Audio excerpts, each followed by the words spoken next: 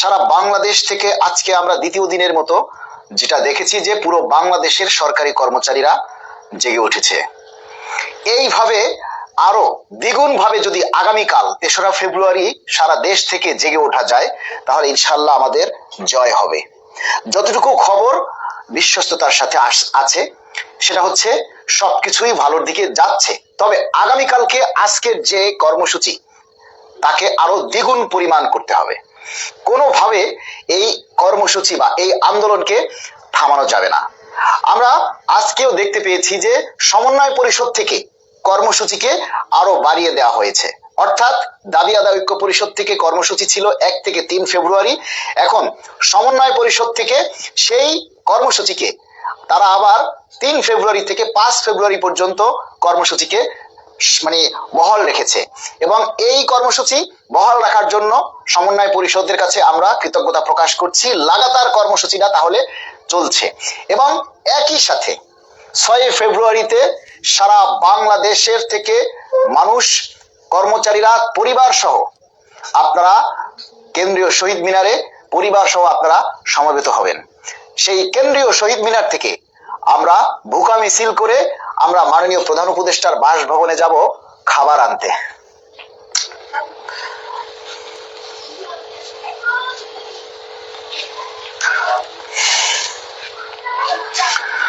তো আপনারা সবাই এই কর্মসূচিটাকে বৃদ্ধি করার জন্য, এই কর্মসূচিটাকে টিকিয়ে রাখার জন্য আপনারা আগামীকাল সবাই রাজপথে নেমে আসুন। আজকে দেখেছেন আপনারা ইসলামী ফাউন্ডেশন থেকে হাজার হাজার কর্মচারীরা রাস্তায় নেমে এসেছে, অথচ কর্মসূচি ছিল যার যার প্রতিষ্ঠানে নিজ নিজ কর্মের স্থলে। কিন্তু আজকে দ্বিতীয় দিনের মতো আমরা দেখেছি যে সেই কর্মসূচি কিন্তু রাস্তায় ছড়িয়ে পড়েছে। এবং আমরা ধন্যবাদ ও কৃতজ্ঞতা জানাই আজকে সকল মিডিয়া ব্যক্তিকে, সাংবাদিক এবং টেলিভিশনকে, বিশেষ করে যমুনা টেলিভিশন, এনটিভি, কালের কণ্ঠ, দা ডেইলি ক্যাম্পাস সহ সকল যে পত্রিকা বা চ্যানেল রয়েছে যারা আজকে আমাদের এই নিউজকে কভার করেছে তাদের প্রতি কৃতজ্ঞতা প্রকাশ করছি। প্রিয় সাংবাদিক বন্ধুরা, আপনারা জাতির বিবেক, আপনারা যদি আমাদের এই দুঃখ কষ্ট এবং এই আন্দোলন সংগ্রামকে প্রচার করে সরকারের নজরে এনে দেন, সরকারি কর্মচারীরা আজন্ম আপনাদেরকে স্মরণ রাখবে। আপনারা এতদিনে কর্মচারীদের বিপক্ষে পে স্কেল নিয়ে যে নিউজ করে কর্মচারীদের মনে আঘাত হেনেছেন, এই ২ দিনে আপনাদের সেই প্রচারের কারণে কর্মচারীরা আপনাদের উপরে সন্তুষ্ট। তাই প্রিয় সাংবাদিক বন্ধুগণ, প্রিয় মিডিয়া ব্যক্তিত্ব, আপনারা যারা আছেন সবাইকে বলবো আগামীকাল থেকে পে স্কেলের গেজেট হওয়ার আগ পর্যন্ত দয়া করে আপনারা আমাদের পাশে থাকুন। কারণ এই লড়াইটা শুধু আমাদের একার লড়াই না, এই লড়াইটা আপনাদেরও। কিভাবে? আপনারা যারা সাংবাদিকতায় আছেন, আপনাদের কোনো আত্মীয় স্বজন, আপনাদের ভাই বোন কেউ না কেউ সরকারি চাকরি করে। আমরা যে সমস্ত চ্যানেলগুলি আমাদের আজকের এই কর্মসূচি আপনারা প্রচার করেছেন, সবাইকে আমরা ধন্যবাদ জানাই। প্রিয় বন্ধুগণ, এখন লাইভে ১১০০ মানুষ আপনারা আছেন, সবাই কি শেয়ার করেছেন? শেয়ার করতে কি আপনাদেরকে বলতে হবে? আপনারা সবাই আমাদের এই দাবিগুলি, আমাদের এই কথাগুলি প্রচার করুন। প্রচারে যে প্রসার, এটা আপনারা দেখেছেন যে প্রচার করলে কি হয়। আমরা তো ভিউ ব্যবসায়ী, অনেকেই আমাদেরকে ভিউ ব্যবসায়ী বলতেন। ভিউ ব্যবসার রেজাল্টটা আপনারা দেখেছেন। সারা বাংলাদেশ আজ জেগে উঠেছে, এর একটাই কারণ, সেটা হলো প্রচার। সারা বাংলাদেশের সরকারি কর্মচারীদেরকে উদ্বুদ্ধ করতে হবে, আগ্রহ জন্মাতে হবে। তাদের শরীরের ভিতরে যে ঘুমিয়ে থাকা রক্তবিন্দু, সেটাকে টকবক করে তাকে জাগিয়ে তুলতে হবে। না হলে সেই ঘুমন্ত মানুষগুলো কখনো জেগে উঠবে না। আর সেই ঘুমন্ত মানুষগুলোকে জাগানোর জন্য আপনারা যারা আমার এই ক্যামেরার পিছনে আছেন, তাদের সকলের চেষ্টা, সকলের লাইক, কমেন্ট, শেয়ার যথেষ্ট। আপনাদের এই যে আমাদের সাথে সহযোগিতা করা, এর কারণেই আমাদের দাবিগুলি আজকে আদায় হওয়ার দ্বার প্রান্তে। আমরা আশা করি আর এই যে ৬ তারিখ পর্যন্ত আমরা যদি লাগাতার কর্মসূচিগুলি সবাই মিলে ঐক্যবদ্ধভাবে পালন করতে পারি, তাহলে নিশ্চিত আমরা পে স্কেলের গেজেট পেয়ে যাব। কারণ এই পে স্কেলের গেজেট পাওয়ার জন্য আমরা যা কিছু করছি, আপনারা সবাই কিন্তু এই দাবিগুলি প্রচার করে যাবেন। প্রত্যেকটা মানুষ যারা লাইভে আছেন সবাই শেয়ার করবেন। আমরা চাই আমাদের এই পে স্কেলের গেজেট অতি দ্রুত জারি করুন। দেখুন, আজকে সন্ধ্যায় আমি একটা ভিডিও পোস্ট করেছি, সেখানে কিন্তু স্পষ্ট করে আমি উল্লেখ করেছি যে দেখেন, বাংলাদেশের শুধু সরকারি কর্মচারীদের যখনই কোনো বেতন ভাতা বৃদ্ধি হয় তখনই তথাকথিত কিছু অর্থনীতিবিদ, কিছু ফ্রিল্যান্সি, কিছু প্রভাবশালী ব্যক্তি এই পে স্কেলের বিরোধিতা করেন, কিন্তু তারা নিজেরা আলিশান জীবন যাপন করে, তাতে কোনো দোষ নেই। কিন্তু সরকারি কর্মচারীরা একটু সুস্থভাবে, একটু সচ্ছলভাবে বেঁচে থাকুক, এটা তারা চায় না। দেখুন, বাংলাদেশের একজন সরকারি কর্মকর্তা 1 গ্রেডে বা 2 গ্রেডে চাকরি করে এমন কর্মকর্তার সংখ্যা বাংলাদেশে 300 থেকে 400-র বেশি নয়, অথচ আমাদের 22 লক্ষ সরকারি কর্মচারী। এর মধ্যে 1,60,000 টাকা যদি আজকে পে স্কেল বাস্তবায়ন হয়, তাই এই 1,60,000 টাকা পাওয়ার মতো কর্মকর্তা বাংলাদেশে 300 থেকে 400-র বেশি নয়। আর একজন মানুষ যদি দুর্নীতি করে, সেই দায়ে গোটা সরকারি কর্মচারী সমাজ কলঙ্কিত হতে পারে না। অথচ আপনারা প্রাইভেট সেক্টরে গিয়ে দেখেন, একজন প্রাইভেট সেক্টরে 40, 50, 60, 70, 80, 90 হাজার টাকা বেতন পাচ্ছে।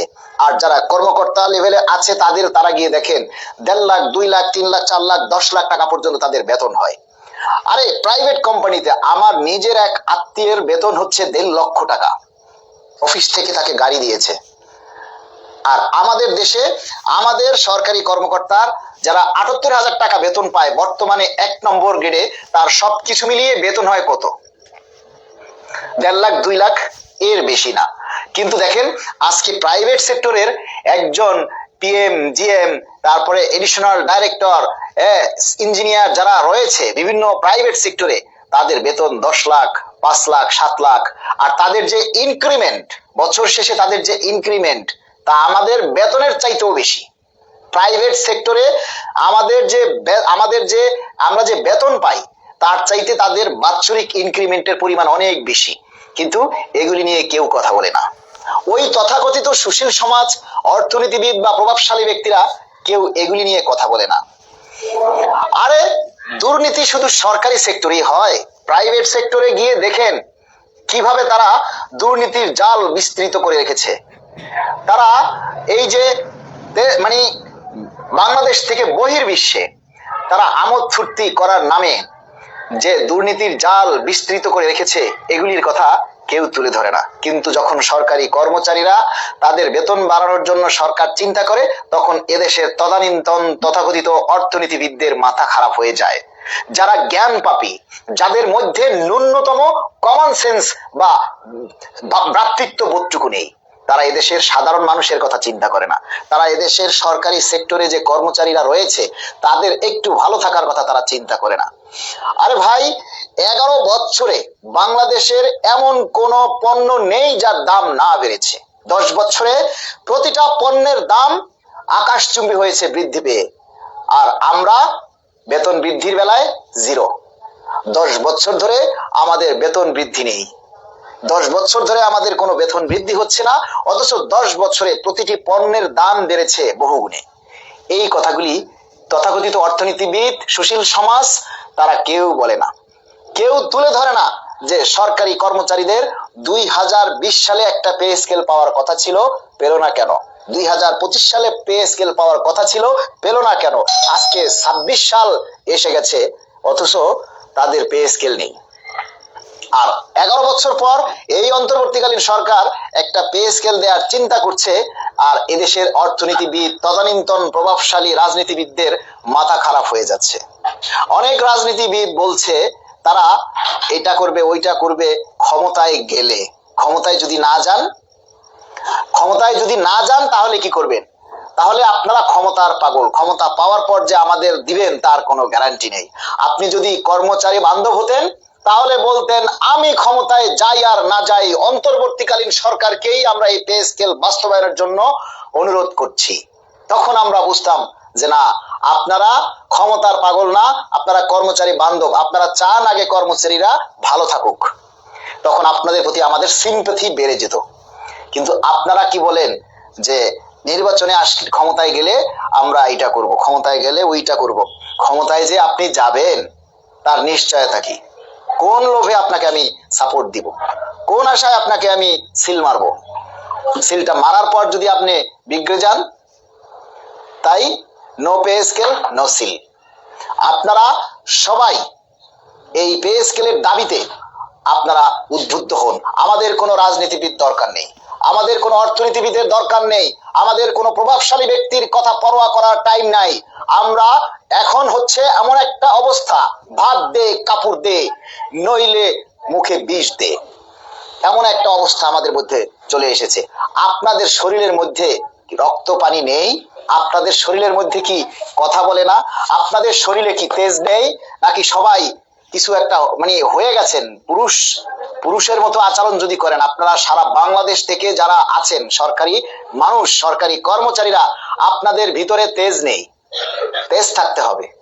যদি তেজ থাকে তাহলে আগামীকাল রাস্তায় বেরিয়ে আসুন। আগামীকাল আমাদের ফাইনাল খেলা।